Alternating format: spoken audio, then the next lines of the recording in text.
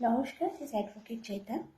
আমি মানুষকে সচেতন করতে চাইছি, কারণ এটা এখন ঘরে ঘরে হয়ে গেছে বলতে গেলে। এটা আমি বিগত 6 মাস আগে আমি দিল্লিতে শেষ করে এসেছি, বাট আমি রিসেন্ট এটা কলকাতাতেও দেখছি এখন প্রচুর পরিমাণে। তো সেটা হচ্ছে যে কোনো বিবাহিত নারী, মেয়ে, বেসিক্যালি ওরা ওরা সবসময় টার্গেট করে বিবাহিত পুরুষ থেকে, যার টাকা থাকে, গভর্নমেন্ট সার্ভিস চাকরি করে, অনেক পয়সা, তাদেরকেই টার্গেট করে। সংসারের কেন বউকে টাকা দেয় না, সংসারের কামানোর জন্য কিছু তো করতে হবে, কী করবে, চাকরি বাকরি করবে না। তো এটা এখন একটা পেশা হয়ে দাঁড়িয়েছে, ঠিক আছে। তো মেয়েটির সাথে ফেসবুকে আলাপ হয়, আলাপ হওয়াতে তো ওদের মধ্যে একটা সম্পর্ক করে, ফিজিক্যালও হয়, হোয়াট এভার। তা এখন ছেলেটাকে প্রায় বলতো আমাকে আজকে এই টাকা দাও, আমার কাছে ওই টাকা দাও। কোন কোন সময় ছেলেটা 80,000 টাকা, 50,000 টাকা, 70,000 টাকা, 1 লাখ 2 লাখ দিত। দেওয়াটা কি, তারও তো সংসারের সন্তান আছে, তারও তো বউ আছে, টান লাগছে, কতদিন এসব লুকাবে নিজের ওয়াইফের থেকে। তো আস্তে আস্তে ছেলেটি টাকা দেওয়া বন্ধ করে দেয়। এবার যখনই টাকা দেওয়া বন্ধ করে দেয়, তখন মেয়েটা দিল্লি, ছেলেটা নাসিকে, মানে আর্মিতে পোস্টিং নাসিকে। অ্যাকচুয়ালি বাড়ি হচ্ছে বিহার, কিন্তু নাসিকে পোস্টিং, নাসিকে এরকম বাড়ি ঠাড়ি ফ্ল্যাট ফ্ল্যাট করে গেছে। তো ছেলেটাকে রেপ কেস দিয়ে দেয় সাগারপুর থানা।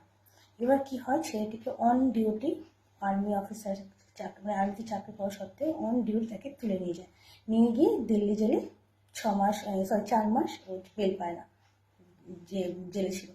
তখন লোকাল লয়ার বাবা মা ধরে, ধরার পর তার বেলটা হয়।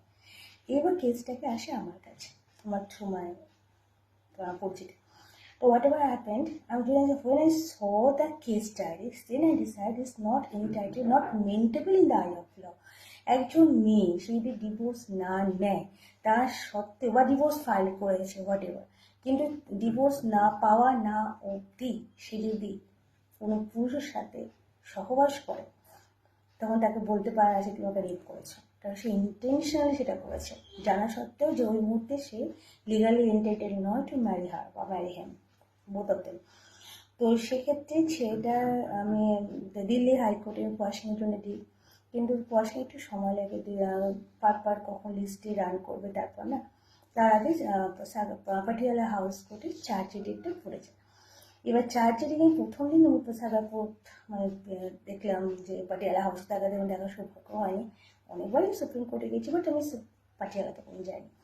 তো দেখলাম, প্রথম দিন গেলাম, সবার সাথে আলাপ পরিচয় করলাম, ভালো কথা, কোথায় কোথায় কোথায় কী কী খুঁজে খুঁজে পাওয়া যায়, আমি তো একা গেছিলাম।